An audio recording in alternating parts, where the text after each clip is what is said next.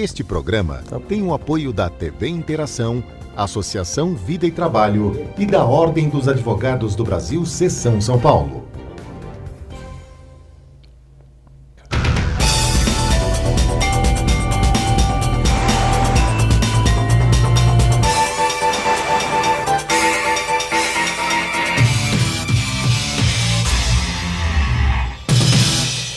Adversidade? Não me venham falar em adversidade. Diante dela, só há 3 atitudes possíveis: enfrentar, combater e vencer. A corrupção na administração pública agora é organizada quase partidarizada, uma barbárie inaceitável. No Brasil, quem tem ética parece anormal. Seja por uma questão de seriedade, seja por um patriotismo, seja até por conveniência, São Paulo jamais virará suas costas ao Brasil. Enfrentar, combater e vencer.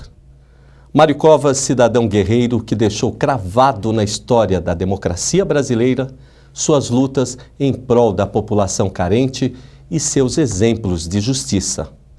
Mário Covas é exemplo de líder, político focado, que combateu o bom combate, que com perseverança defendeu quem necessitava de justiça, administrou com seriedade, foi justo e amou, acima de tudo, a liberdade e a justiça social. Covas nasceu na cidade de Santos e ainda moço foi secretário de obras daquela cidade. Foi deputado federal por 3 vezes. Foi preso e caçado na ditadura pelo famigerado AI-5. Foi o prefeito que uniu a cidade de São Paulo em mutirão, o senador com mais de 8 milhões de votos e o governador que colocou as contas do estado de São Paulo em ordem e assim foi reeleito. Esta é a história que todos conhecem, mas a verdadeira história de Mário Covas vai além da cronologia dos fatos e da importância dos cargos. É feita de valores que a história não esquece, valores que vão de pai para filho. E falando em DNA, hoje o programa Questão de Justiça entrevista Mário Covas Neto, filho do ex-governador Mário Covas. É advogado e foi reeleito vereador nas eleições de 2016 com mais de 75 mil votos, sendo o parlamentar mais votado do PSDB e o 5º no ranking geral. Covas é presidente do PSDB na capital e preside a Comissão de Constituição e Justiça da Câmara Municipal de São Paulo. Vereador, é uma honra receber o senhor aqui, porque, como jornalista, entrevistei o seu pai. Fico muito contente que vem seus discursos frente à Câmara Municipal e, tanto na questão partidária como na questão humanista de política pública, o senhor tem realmente a questão da gestão cravada dentro da família. Gestão pública, que não é minimizada, ela é aumentada no momento social que a gente vive, né? Então, prazer recebê-lo aqui hoje. Bom, o prazer é todo meu. Essa oportunidade que você está me dando de falar com as pessoas, para mim é muito importante, porque você, no seu dia a dia, na sua prática política, você vai fazendo aquilo que te parece razoável, mas o contato direto com as pessoas é fundamental, até para você corrigir eventuais rumos equivocados. Eu fico muito feliz, então, portanto, desta oportunidade e mais ainda, para mim é uma responsabilidade muito grande tentar, não de alguma forma não desestimular ou decepcionar as pessoas, em virtude de uma imagem e de uma trajetória política que meu pai teve, que foi muito forte, muito presente.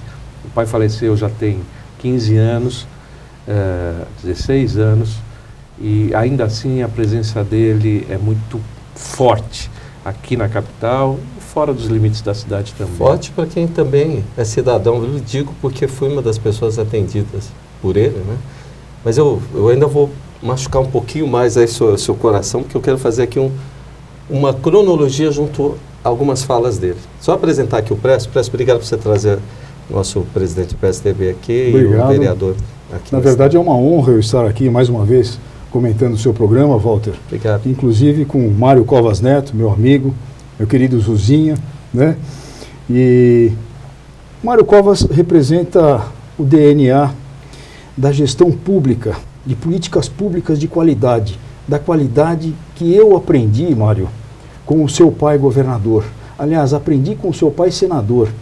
Ele foi o nosso professor na juventude ali, e eu aprendi com ele valores de ética e moral na política. Valores esses que estão muito em falta no nosso dia a dia. E é uma honra recebê-lo aqui.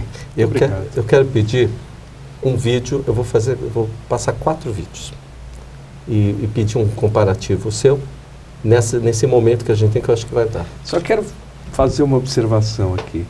Depois que meu pai morreu, ele foi muito homenageado no estado inteiro, homenageado em muitos lugares, eu nem sei quantas coisas que levam o nome do meu pai. E algumas delas eu fui na inauguração e invariavelmente me pediam para falar alguma coisa. E eu não conseguia falar 2 palavras sem chorar. Meu Deus. Então eu espero que hoje eu consiga superar isso, porque depois eu comecei a falar da minha atuação, das minhas coisas, então falava menos dele, falava mais a respeito da minha atuação, então, portanto, eu conseguia levar muito bem. Eu espero que hoje, já começou, a introdução já foi complicada aqui, vamos ver se lá eu consigo resistir. Papai fez entrevista com seu pai, porque papai é dessa época, né? E quando eu fui fazendo hoje, particularmente, eu fiz todo o programa, eu falei, eu sei que isso vai acontecer, mas não é para mostrar que, e vai ficar muito claro nos vídeos, e até foi difícil de achar algumas fotos dele, mas assim, para mostrar que tinha interesse no público, como papai tinha em jornalismo, ele tinha na gestão pública, do engenheiro. Então eu fiz questão disso, porque eu tenho certeza que uma coisa que eles falavam, papai até escreveu uma coisa, você vê que está muito próximo isso, papai, né? Se a gente não sabe de onde vem, a gente não sabe para onde vai, é importante que as pessoas saibam do que a gente foi feito, né? Então, é por isso que eu estou hoje te colocando nesse... Mas eu acho que... Não acho, tenho certeza que vale a pena. Porque quem vê seus discursos lá na plenária e vê ali, está evidente que o papai está junto. Eu quero pedir o primeiro vídeo. Sim, a revolução da seriedade, a revolução da democracia. A diversidade? Não. Não me venham falar em adversidade. Diante dela, só há 3 atitudes possíveis: enfrentar, combater e vencer. Bom, aí eu acho que falo tudo que o Brasil está aí, né? Eu estou falando como que é gestor de política pública. Não é só o vereador, não é só o combativo, mas dentro da sua cronologia tem a gestão pública.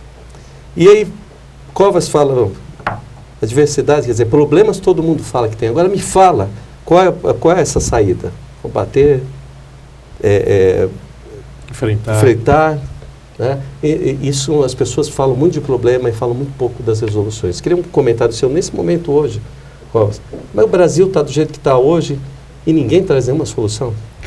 Pois é, me permita fazer até um paralelo que me parece importante. Eu faço parte de um partido político, o PSDB, em que hoje ele faz parte do apoio ao governo Temer. Bem, como é que se deu esse apoio? Se deu da seguinte forma: o PSDB apoiou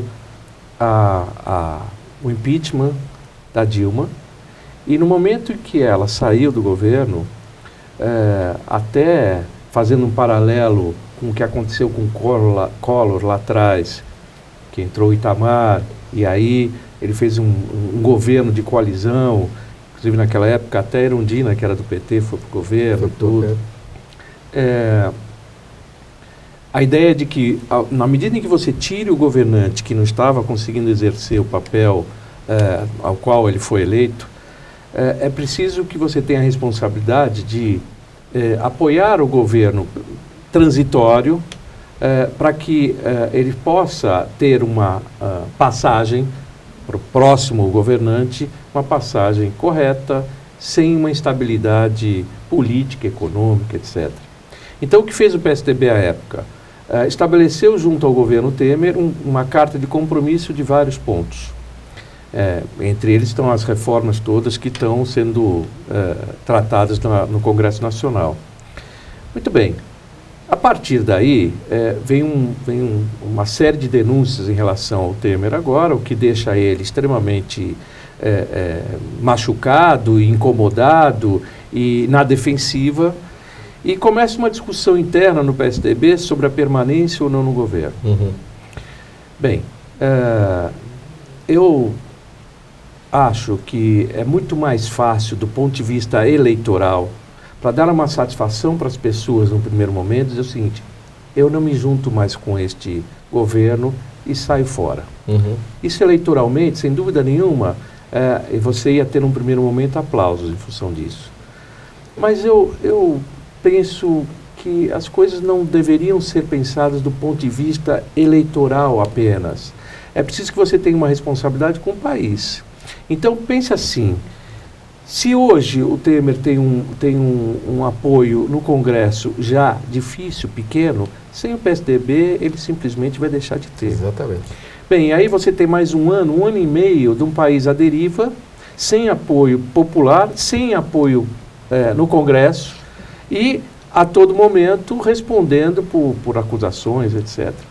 Note que o apoio não se deu à pessoa do Temer, até porque o Temer esteve na chapa da Dilma, não esteve com o PSDB em nenhum momento. Nós não votamos no Temer, nem para ele ser vice, nem para ele ser presidente, mas a responsabilidade é com o país. Bem, isso eu acho que tem a ver com enfrentar, combater e vencer. Isso tem a ver com você, apesar da diversidade, você ter um caminho a ser seguido que não objetiva um lucro pessoal, nem eleitoral, nem pessoal, objetiva o melhor para o país. Assim eu entendo. Eu sei que isso faz você perder prestígio, eventualmente, junto a uma parte do eleitorado. Mas eu acho que esse mesmo eleitorado, no futuro, no país à deriva, daqui a um ano e meio, pode dizer assim: vocês foram responsáveis pelo país estar na condição que está. Se vocês continuassem, o país poderia estar diferente. Então, eu não tenho cargo no governo, eu não tenho nenhum interesse em cargos, e eu não estou falando de cargos, viu? Não estou falando de apoio. Apoio, eu acho que é preciso continuar enquanto tiver a duração desse governo. Se amanhã ele sair, aí é uma outra circunstância, mas enquanto ele estiver lá, e enquanto aqueles 15 compromissos existirem, eu acho que a gente tem que continuar apoiando. Só um parâmetro antes, você está totalmente certo que o brasileiro reclama muito, viu, Prestes? Tem que tirar, tem que fazer essa parte, esse olhar clínico, que não pode ser político, afeta a governabilidade total, a responsabilidade com a governança, e não com a pessoa. Exato. Esse é pontual, porque a Bolsa aí vive agora oscilando e o desemprego está muito pesado. O desemprego está pesado. E o pior, nós tivemos, no começo do ano especialmente, e continuamos tendo ainda, algumas notícias do ponto de vista econômico de uma certa recuperação, uma melhora aqui ou ali, um cenário melhor de futuro do que nós tínhamos até o ano passado. Ora, isso se deu porque mudou a atitude do governo em relação aos vários temas. E acho que a gente contribuiu para isso. Ora, acho que a gente deve, como cidadão e como responsável, continuar fazendo um trabalho de avanço, né? E não recuar sobre a alegação apenas de que eleitoralmente não é conveniente. Vou passar o segundo vídeo. Pode colocar. Durante toda a sua vida, Mário Covas fez da solidariedade um ato de fé. Santos, 1956. O Morro do Marapé vem abaixo. A chuva arrasta barracos. A lama destrói vidas. Um engenheiro da prefeitura coordena o resgate e salva pessoas. Iracilda, hoje com 45 anos, foi uma delas. O que estava no alcance dele, ele fez. Se enfiava na lama, tirava escombros para salvar as pessoas, né? Solidariedade também foi a marca do prefeito. Líder, organizava multidões. Todo mundo topa sair às 6 horas da manhã? Solidário, ajudava nos mutirões. Vai colocando Para Mário Covas, o mutirão era solidariedade em estado bruto. Trabalhada, lapidada como uma joia, ela se transformava em lições de vida que Covas admirava. Um dia eu estava fazendo um mutirão num bairro chamado São João, ali perto da Coab de Itaquera. E aí, horas tantas, uma senhora chegou para mim e disse: eu queria pedir uma coisa para o senhor. Pois não, o que é? Será que o senhor aceita ser padrinho do meu filho? Com muito prazer, com muita honra. É o primeiro? Ela disse: não, é o sexto. Sexto? Vou te comprar uma televisão, hein? Aí ela falou assim para mim: é o sexto. 5 nós tivemos. Esse nós adotamos. Generoso com seu povo, leal com seus companheiros. Em toda a sua vida, Covas ensinou que solidariedade é irmã inseparável da lealdade. Se nós queremos que o povo continue mandando na prefeitura, nós precisamos eleger Fernando Henrique Cardoso em 15 de novembro. Solidariedade não é um risco do Ibope.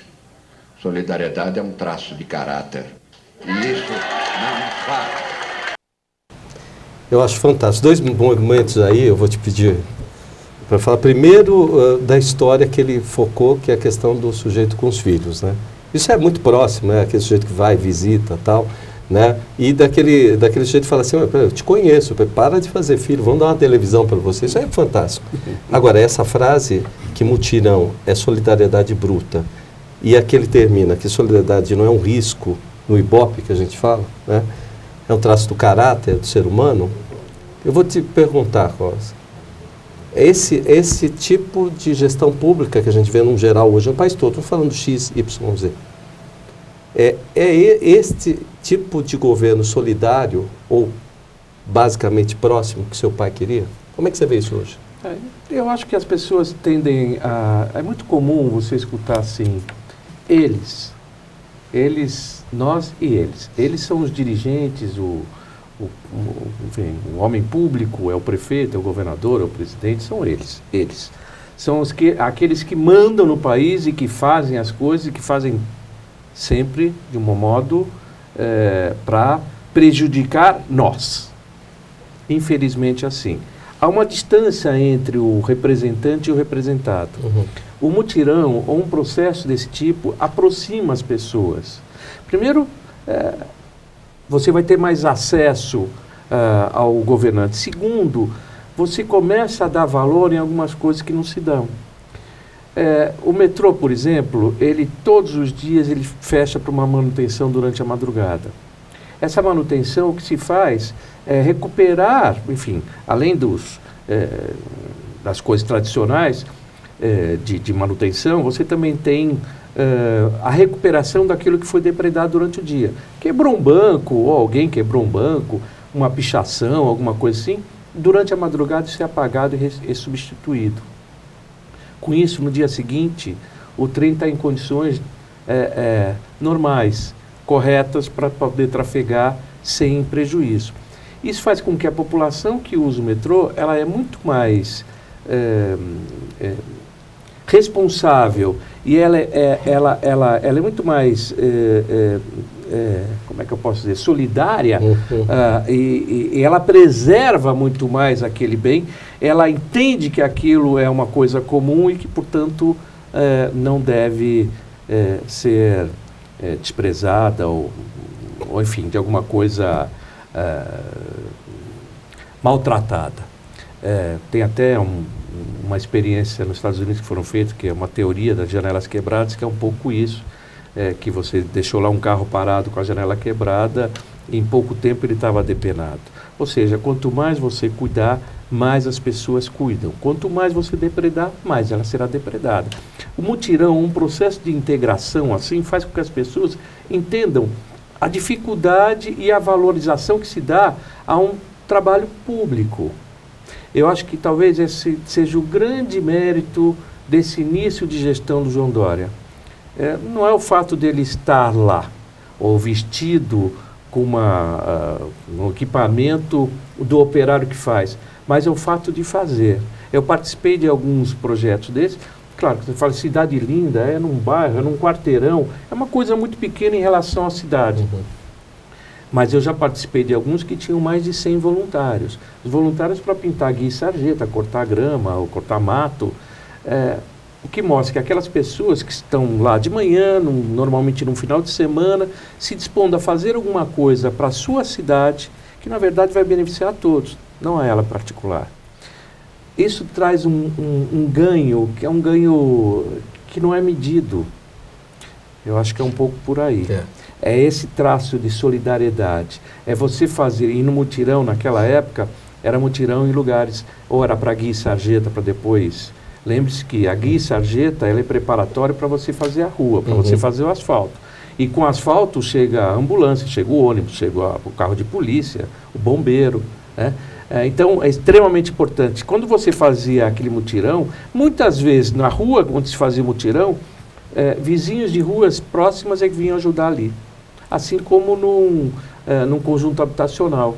Às vezes a pessoa estava construindo a casa do outro, não era do seu próprio. Verdade. Mas isso dá primeiro que a satisfação de você estar ajudando a fazer aquilo que vai ser seu, né?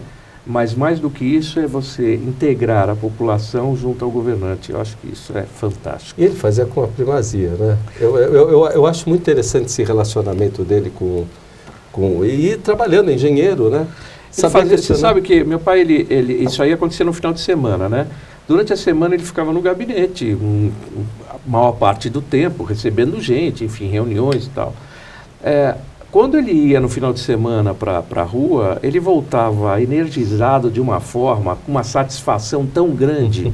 Era um troço assim, valia a semana toda, todos os sapos que ele tinha que engolir durante a semana, no final de semana ele era reenergizado. Muito bom. Tem um colega seu aqui, não dá para mostrar, que disse que uma vez ele foi lá, tinha umas 40 pessoas, ele falou, vim te receber uma vez só. Ele está aqui. Qual é a graça do senhor? Só pela câmera. Senhor Osmar, não foi assim mesmo? Está vendo? É outra coisa. Agora eu vou machucar mais 2 vezes. Vamos lá. Então vamos lá. Vai para outro vídeo. Eu sei que estou te podendo um pouco, mas não posso perder essa sequência. Vai tranquilo. Vamos para outro vídeo. É dele. Seja por uma questão de seriedade, seja por patriotismo, seja até por conveniência, São Paulo jamais virará suas costas ao Brasil. Essa é uma das frases que eu acho que eu fico arrepiado, porque é o seguinte: a grande verdade é que São Paulo, o estado de São Paulo, com respeito a toda a nação, mas é o maior PIB né? Se hoje a gente suporta tudo no país, é São Paulo.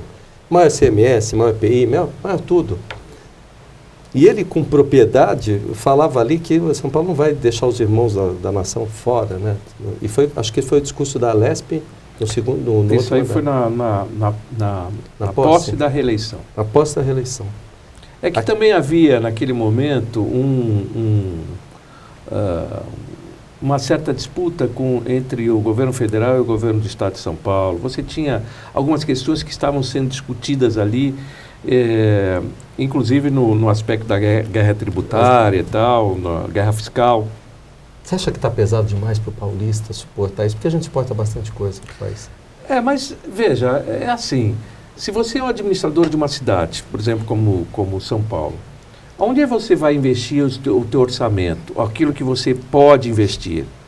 Aonde já tem coisas feitas ou onde tem para fazer? Provavelmente você vai investir muito mais na periferia, que é muito mais carente, mais necessitada, do que nos jardins. Tá certo? Com certeza. Na nação é a mesma coisa. São Paulo já tem o privilégio de ter uma infraestrutura muito grande. E ela consegue, é interessante isso, você pode reparar o seguinte: os municípios do estado de São Paulo, eles acabam sendo muito mais dependentes do governo do estado do que do governo federal. Verdade. Ao contrário dos municípios do resto do país, que são muito mais dependentes do governo federal do que do seu próprio estado. Ou seja, o estado de São Paulo ele tem uma força própria. Então, é natural que o governo federal pense o seguinte: bom, já que você consegue se virar sozinho, eu vou ajudar quem precisa mais. Então, é claro, isso também tem que ser medido, Eu acho que São Paulo tem uma representação política aquém do que deveria ter. Nós estamos no teto, por exemplo, da representação política no Congresso Nacional, enquanto outros estados têm uma representação além, ou seja, um deputado federal do Acre, ele precisa de muito menos votos para se eleger do que um deputado federal de São Paulo. O que, na hora de você votar alguma coisa no Congresso Nacional... Fica o peso igual. Deveria ser igual, mas não é peso igual, porque o Congresso deveria ser a representação da população ou dos eleitores, e não uma representação distorcida de territórios ou de áreas, né? Então, eu acho que entendo a visão de quem administra e olha para São Paulo como, bom, aqui eles têm condições de tocar sozinho. Eu acho que quanto mais o país se desenvolver, mais a gente vai ser desonerado. Então é o contrário. Se você deixar o país com mais dificuldades, virá mais gente para São Paulo, virá mais gente procurando oportunidades e, portanto, aqui nós nunca vamos poder estabelecer uma atenção para o morador da maneira que ele merece, seja na área de saúde, transporte, de educação, de tudo. E as reformas são pontualmente assim, um avanço de qualquer forma, né? Já está passado lá atrás, uma Constituição adaptada lá atrás, né? E agora vem toda essa fase nova, né? Tudo muda, né? Veja, a Constituição americana, que é uma Constituição muito falada, tem poucos artigos e ela existe há muitos anos e não é modificada, muitas vezes ela é usada como exemplo. Mas se você for verificar lá, a Suprema Corte Americana, conforme o tempo, ela vai dando interpretação daqueles artigos de forma diferenciada. E mais ainda, você tem uma autonomia nos estados lá para ter uma legislação, eles avançam um pouco mais. Aqui está muito concentrada a legislação na forma federal mesmo. É preciso evoluir, né? Não dá para você ficar tratando de assuntos, ainda mais num mundo que a todo momento as coisas se modificam, né? Exato. Aquilo que é super moderno agora, daqui a um ano pode ser ultrapassado. Com certeza. Então, é preciso que a gente avance, se modernize, e a legislação faz parte dessa modernização. É bom falar com o advogado por conta disso. Vamos eu vou judiar essa é a penúltima vez, depois a gente vai fechar com o vídeo dele. Para o próximo vídeo. Não coisa nenhuma. Quero isso aqui semana que vem. Eu não vou engolir mais essa. E não engolia mesmo. Nas incertas que fazia as obras públicas, Covas exigia prazos. Acaba ou não acaba aí, compadre? Checava providências. Cadê os computadores da escola? Cobrava qualidade. Mas vocês vão dar um acabamento melhor nisso, né? Mas era o primeiro a estimular a tropa. Vamos cortar essa ferragem aí para ver se está direito. E reconhecer o trabalho bem feito. Muito bem. Nas ruas, junto das pessoas, Covas plantava respeito e colhia carinho. Eu acho ser muito simpático. E nas campanhas? Olha, essa é a última aí, assim, primeiro que eu me permito usar o português chulo, assim, figura, né? Ele subiu o negócio, a ferragem está ruim, cadê os computadores? Isso me deixou emocionado, sabe? Mas, e aquela coisa, eu não vou engolir essa, putz, isso aí é demais. Agora, no final, esse respeito ao orçamento público, que eu estou respeitando o dinheiro que é dos outros, que eu estou gerindo. E aí o respeito à criança, porque criança é espontânea. Eu falo assim, é muito simpático. Você vê até que ele ficou sem jeito, ele fala, perdeu até a fala. Né? Olha, bom, agora eu que estou embargado, eu quero que você comente, porque está faltando gestor assim, nesse padrão. Você sabe de uma coisa? Tem uma história do meu pai, que é verídica, e que ele foi inaugurar uma estrada no interior, aqui, uma vicinal, eu não sei exatamente qual é a ligação que faz, mas ele chegou lá para inaugurar, estava anunciado, tinha gente lá, palanque, não sei o que lá, empresa. Ele chegou lá, olhou, subiu no palanque e falou assim, eu não vou inaugurar essa estrada. Vocês vão refazer isso tudo aqui, porque eu não vou inaugurar uma coisa desse jeito aqui. E foi embora.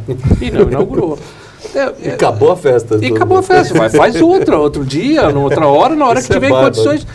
Eu acho que está certo. Eu acho que está certo. E a outra coisa é o seguinte, é o respeito também, não só pelo dinheiro público, mas também pelas forças sociais. Ele, quando era prefeito, houve uma pressão grande para se construir um posto de saúde, se não me engano, numa determinada região da cidade. E o pessoal foi lá na prefeitura, fez abaixo-assinado, fizeram um movimento e tal. E ele disse, olha, eu não vou fazer. Eu não vou fazer porque aonde vocês estão pedindo, próximo, tem um outro posto de saúde que pode atender a região. E aqui nesta outra região da cidade, não tem. Então, aqui vai ter antes de vocês. Então, o pessoal escutou aquilo, não se conformou e continuaram fazendo pressão, e mais pressão, mais pressão, mais pressão, até que ele cedeu e acabou fazendo. E no dia da inauguração, o discurso dele foi isso aqui só existe por causa de vocês. Se dependesse de mim, do prefeito, não teria sido feito. Até o último momento ele manteve a mesma posição. Mas tem o Pedro Tobias, que é um deputado estadual aqui de Bauru. Ele conta essa história, que meu pai, já governador, ele queria um hospital lá, que agora parece que ele conseguiu finalmente. Ele queria um hospital lá na cidade dele e tal, e ficou pressionando e tal. E um dia meu pai convidou ele para, vem comigo aqui, eu vou num lugar, vem aqui comigo. Não, você entra aqui. Aí saiu de helicóptero, e aí ele foi percorrendo aqui eu não sei exatamente, aqui na Grande São Paulo, aqui perto da capital. E você está vendo isso aqui, Pedro? Tô. Aqui tem não sei quantas pessoas. Aqui não tem um hospital. É aqui que vai ter um hospital, não vai ser no teu lugar. Mas é ótimo isso. Mas você usa o argumento que seja forte o suficiente para que a pessoa compreenda o porquê do não. Meu pai disse uma coisa que é isso mesmo. As pessoas preferem um não do que um sim que elas sabem que não vai ser cumprido. Não adianta você falar, vou fazer e depois você não faz. Não adianta nada. É melhor dizer o não e por que você está dizendo não. Eu acho que essa é uma regra que normalmente quem passa por processos eleitorais tem mais dificuldade de fazer, sabe, de usar. Porque não quer se indispor, vai tentar mesmo fazer, mas aí não dá certo, passa e tal, mas fica sempre a impressão de uma promessa vazia, né? Então é preferível ser mais firme, até para dizer o não. Olha, eu vou te relatar um começo meu de jornalismo. Eu fui fazer uma reportagem lá no Palácio do Governo e estava com o pessoal da Gazeta, tal. Só para você saber a experiência que a gente jornalista tem com o seu país. Eu sempre quando tinha reportagem, o repórter se coloca sempre, o governador termina reconhecendo, né? Que você fica com a mãozinha ali, vai ali, governador, fala comigo, tal. E eu acho que tantas as vezes que eu fiz e ficava lá atrás, você imagina, eu era foquinha lá de trás, né? Lá de trás, tal. Um certo dia estava no palácio ali, tá aquelas escadarias, tal, desceu, e eu lá atrás de novo, porque os gaviões estavam tudo na Frente Globo, SBT, com todo respeito aos irmãos. Ele saiu do meu lado, assim. Ele falou, hoje você vai ser o primeiro. E foi andando comigo. Você vê, eu era mais um entre 30, 40 repórteres. Né? Porque aquilo é sempre cheio de gente, né? E ele conseguiu olhar um por um, né? E conhecer um por um. Então, isso eu vejo muita diferença. Porque quando a gente conversava com ele, principalmente o repórter, o jornalista, ele vai mais conhecendo quem é a pessoa que está do outro lado. É um diferencial. Olha, já judiei bastante teu coração, agora eu vou para a parte de hoje, a parte prática de agora. Comissões de Administração Pública e do Idoso. O idoso hoje, né, difícil, o país aí falando em reforma da Previdência, a gente com 6 milhões de idosos, enfim. O orçamento da Prefeitura é 54 bilhões, né? Eu peguei uns pontos, né, e vi que você tem um projeto que tem um projeto, é o PL, né, PL 509, que é do orçamento. Em textos eu vi que você tem PL que fala desse amparo ao idoso. Eu queria que você falasse um pouco, porque parece que a gente não tem passado. E com 6 milhões na cidade, eu não consegui identificar. Com 11 milhões na cidade, eu consegui identificar quantos são idosos. Mas seguramente é uma grande parte. Cadê o olhar para o idoso? Eu vou te dar alguns números que são impressionantes. Quer dizer, a projeção é que em 2050, não há muito tempo para frente, 2050, nós teremos cerca de 5 milhões de pessoas acima de 90 anos no Brasil. 5 milhões. Nós já teremos em 2030 na cidade de São Paulo bairros onde bairros não, a cidade inteira terá um número maior de pessoas acima de 60 anos do que jovens até 15 anos. Hoje nós temos uma média de 1,8 filhos por casal, ou seja, você não repõe. Não repõe. Portanto, a massa de contribuintes, aí o negócio da Previdência é importante, a massa de contribuintes está diminuindo e a quantidade de beneficiários está aumentando. Está aumentando por quê? Porque enfim, o avanço da ciência faz com que as pessoas vivam mais. Mas o problema de viver mais é que também as pessoas mais velhas, elas estão mais expostas às doenças decorrentes da idade.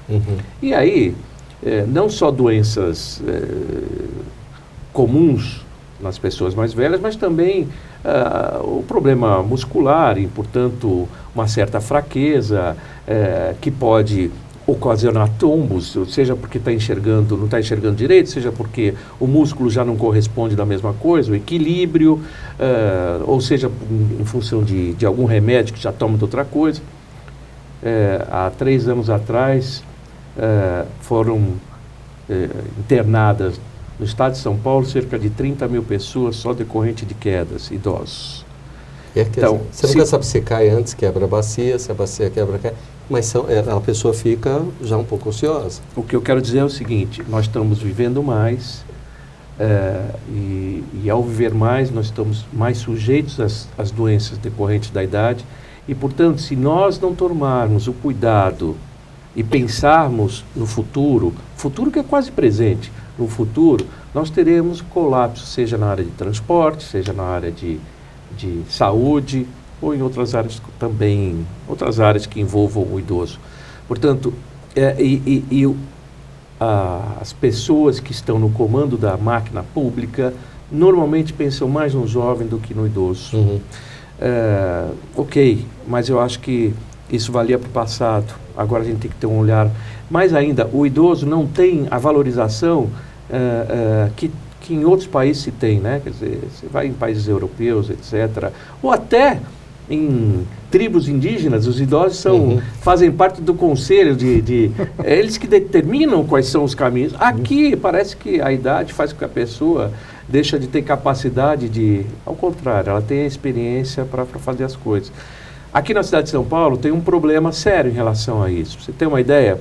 E é uma coisa que a gente vem tratando desde há muito tempo que eu não consigo compreender o porquê que não sai. Existe um fundo municipal do idoso. Eu vi. Que não foi regulamentado até hoje. É pequeno até, você não pede grande coisa, né? Não, o fundo é dinheiro privado. Ou associações com o Estado ou com a nação para ter, porque existe o fundo nacional e o fundo estadual. E o fundo municipal simplesmente não existe. Você poderia ter políticas públicas para os idosos, né, sem ter dinheiro público necessariamente. E falta uma regulamentação. Isso está há anos para acontecer e simplesmente não acontece. Por quê? Eu vi você debatendo isso, você vai lá e bate... Esse é o porquê eu não tenho essa resposta. Você é muito bom nesse aspecto. Você vê a diferença do gestor? Não, eu não estou rasgando cedo aqui, mas é importante isso, porque eu estudo, né? Eu acho que a gente tem que estudar a nossa vida. E você vê que você sai de A para B com política pública. E essa coisa do fundo me chamou a atenção. Eu falei, mas é um fundo pequeno. Aí fui olhar ali na internet e vi que num debate seu, você falou com seus colegas. Por que falta o entendimento disso? Quer dizer, eles não vão ficar velhos também? Não, não é... Isso é uma coisa que o executivo tem que regulamentar e não regulamenta, não prioriza. Eu não estou falando de uma coisa de 1 mês, 2 meses. São anos assim sem regulamentar.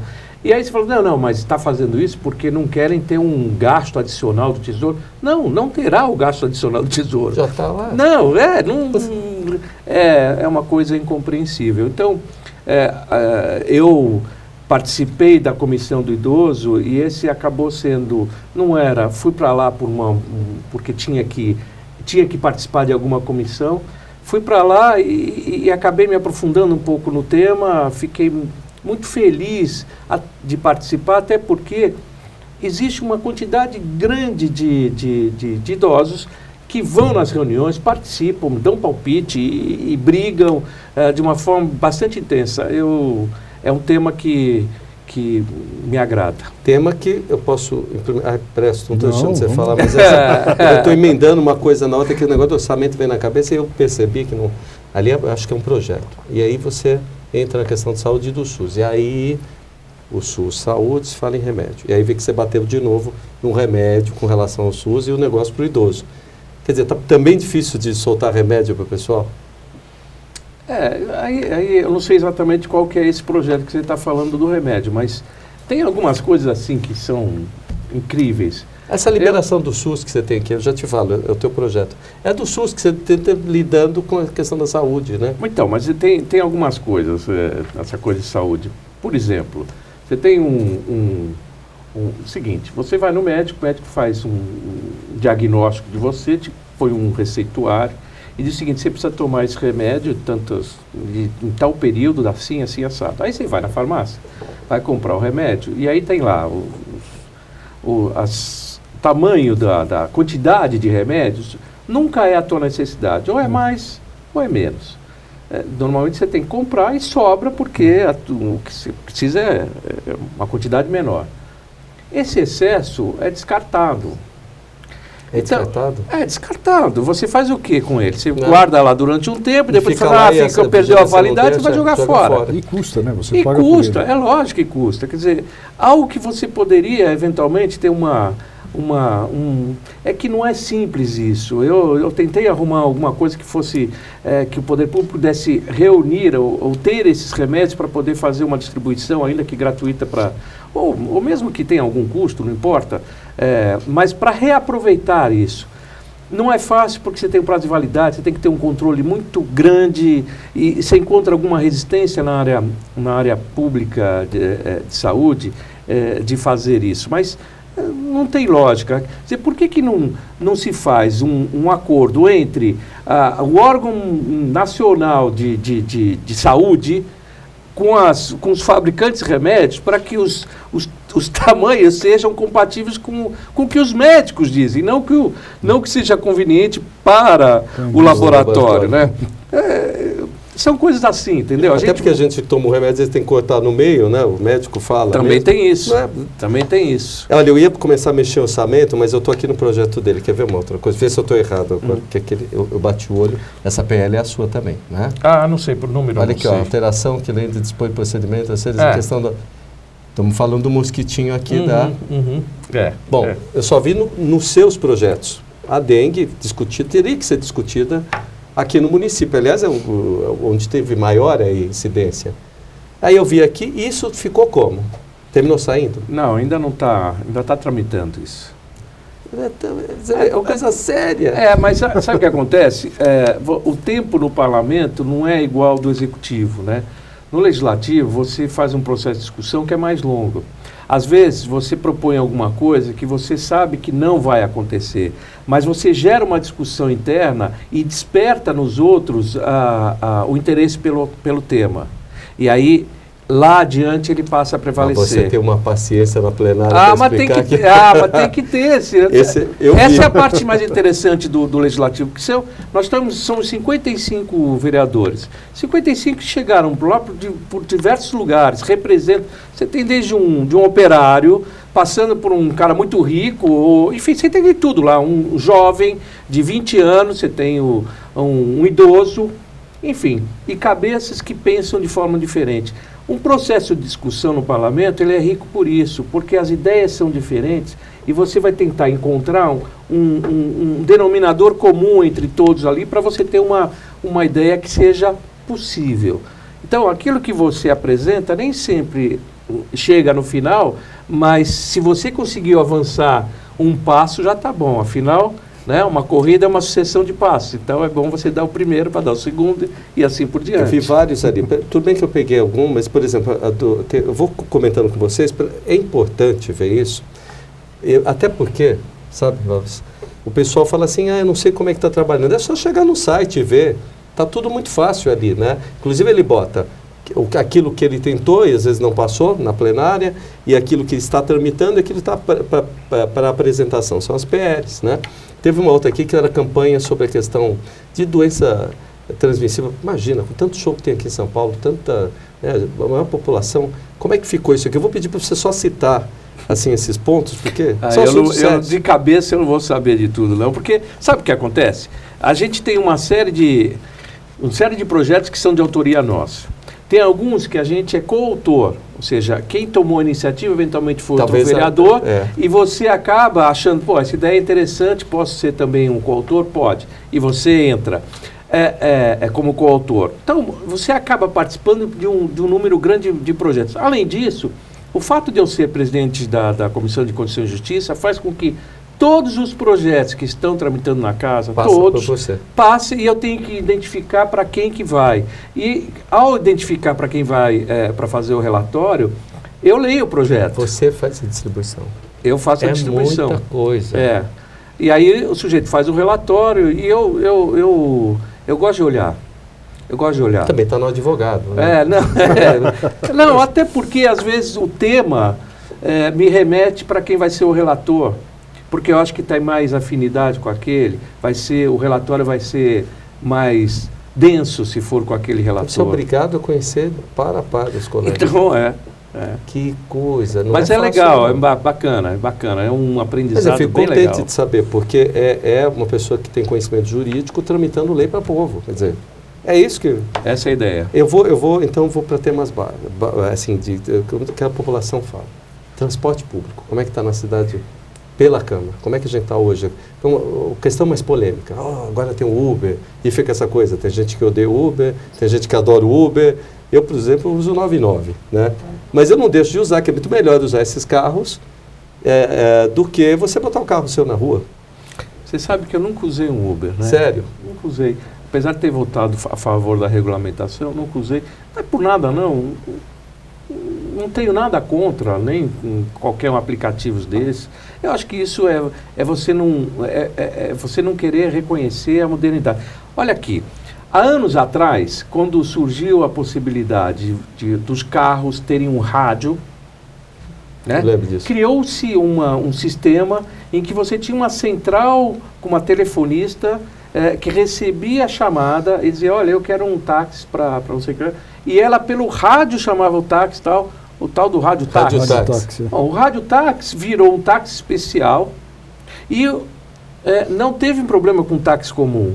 Houve uma harmonia entre os serviços. Aquele era o aplicativo da época. É verdade. Era o aplicativo da época. Agora você tem um novo sistema. O que me preocupa é você ter um sistema sem nenhum tipo de regulamentação. Me assusta por quê? Porque se hoje o sistema funciona bem, você não tem nenhuma garantia que amanhã ele vai continuar funcionando. Se cai a plataforma, não tem mais sistema. Não é só isso. Não, eu digo o sistema da operação. Imagine que amanhã esses aplicativos que não têm regulamentação avancem sobre os táxis de tal forma que eles dominem o mercado e estabeleçam o seguinte, bom, a partir de hoje a tarifa vai ser 5 vezes mais do que era ontem. Acabou. Monopólio. Bom, se você não tiver controle, isso pode acontecer.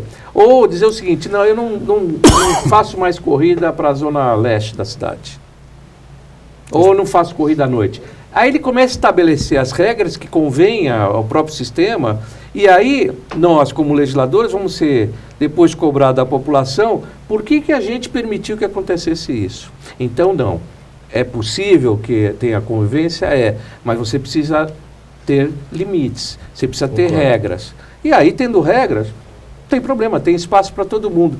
Tanto tem espaço que hoje, aqui em São Paulo, se um táxi quiser vender a sua placa para outro, tem um mercado paralelo, não é permitido, mas tem um mercado paralelo, cujo preço dessa placa é caro, o que mostra que você tem uma demanda reprimida grande.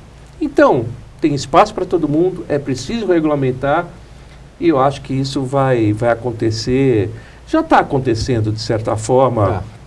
Tem uma legislação que a Prefeitura deve lançar nos próximos dias, algumas regras nesse sentido, por exemplo, você ter a identidade do motorista, do aplicativo motorista e do carro, de tal forma que a pessoa entre e saiba que aquela pessoa de fato está habilitada para fazer lugares, eu lhe confessei que uso o sistema, mas não uso o Uber. Isso eu falo para todo mundo, já falei várias vezes aqui. Porque eu acho que na questão do táxi eu me sinto mais seguro. Sim. Né? Porque o sujeito tem que tirar 350 títulos ali se ele não tem problema com a justiça, não sei o quê. Então, no táxi eu me sinto mais seguro. Mas no 99 hoje ele já incluiu na sua plataforma, inclusive Uber. Então, ele ampliou. Ele ampliou. Táxi, todo tipo de transporte e de aplicativo. Então, Uber e outros aplicativos que já estão trabalhando aqui em São Paulo, estão dentro dessa plataforma do 99. Para outro tema, para o vereador. Mais ainda, além de táxi, está falando de transporte coletivo, há uma possível... Tem uma novela que é os contratos com as empresas de ônibus. Isso aí é um dilema, né? De gestão. A CMTC não era boa nesse aspecto? Então, a CMTC... Pergunta assim, bem caprichosa. Olha, meu pai foi da época que a CMTC existia ainda. A CMTC era uma empresa do município, mas que concorria com as particulares. Uhum. O problema é que, ao fazer isso, você tira um pouco o foco da sua atuação como poder público. Você tem que renovar a frota, você tem que fazer investimentos, você tem que contratar o pessoal, você tem que fazer todo um trabalho que não é o foco principal. Isso vai... ao reverso do que a administração da prefeitura quer hoje. Ela quer, e eu acho que está correto, concentrar os recursos que tem naquilo que é essencial. Então, o que é essencial? Educação, saúde, transporte também é essencial. Mas você pode fazer isso focando como... um órgão regulador e não propriamente como um concorrente. É óbvio que o que acontecia com a CMTC na época, ela cumpria exatamente as regras trabalhistas, ela fazia exatamente ela cumpria as regras e os concorrentes não cumpriam exatamente assim. E a concorrência acabava sendo danosa para a CMTC.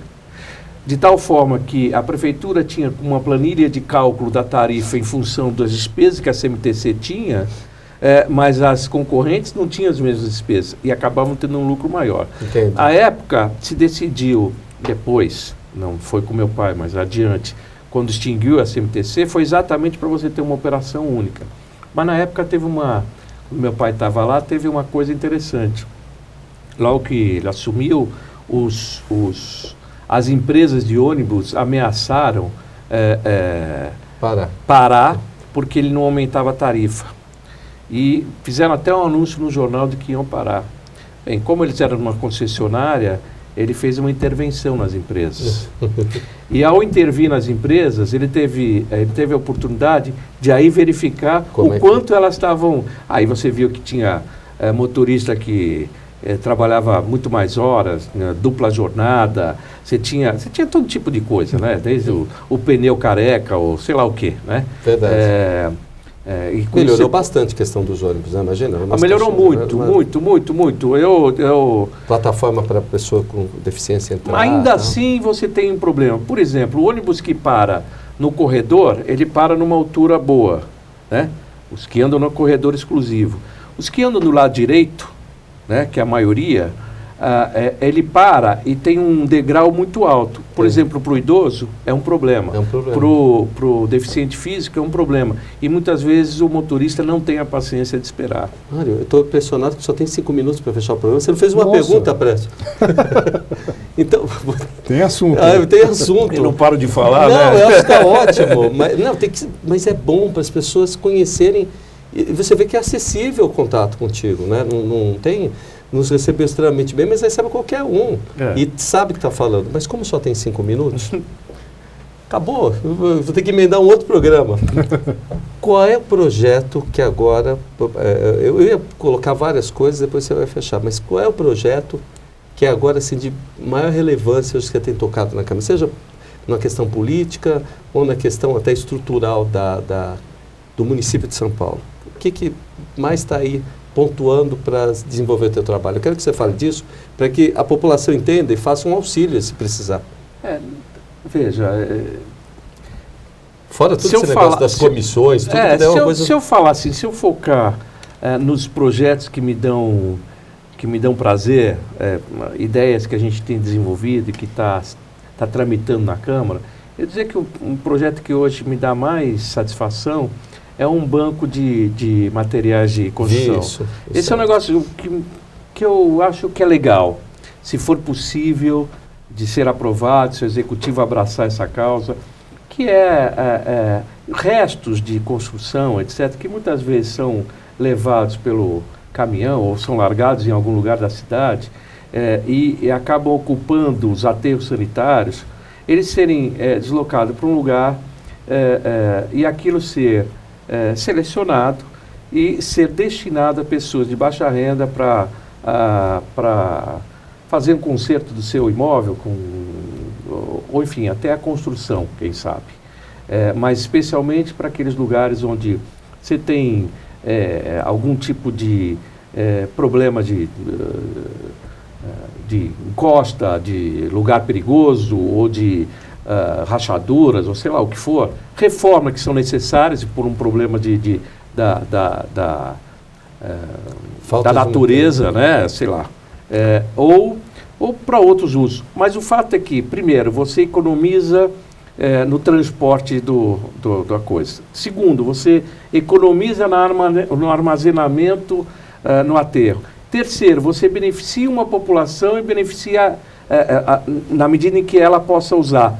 Então, ou seja, é um projeto que eu só vejo ganho, né? Ganho. Então, esse é o que está me fascinando nesse momento. Mas isso é nesse momento, a gente cada hora tem uma coisa nova. Olha, se você olhar para banco, o banco fala assim, quero projeto para reformar minha casa. Isso é importantíssimo. Tem 3 minutos, eu vou deixar você se despedir. Despeça-se, não fez uma pergunta, 2 minutos. Mas nem precisava fazer tanta pergunta, né? Mas eu acho que assistindo esses vídeos do Mário Covas, do nosso saudoso Mário Covas, a gente pode perceber a autenticidade e a verdade no comportamento.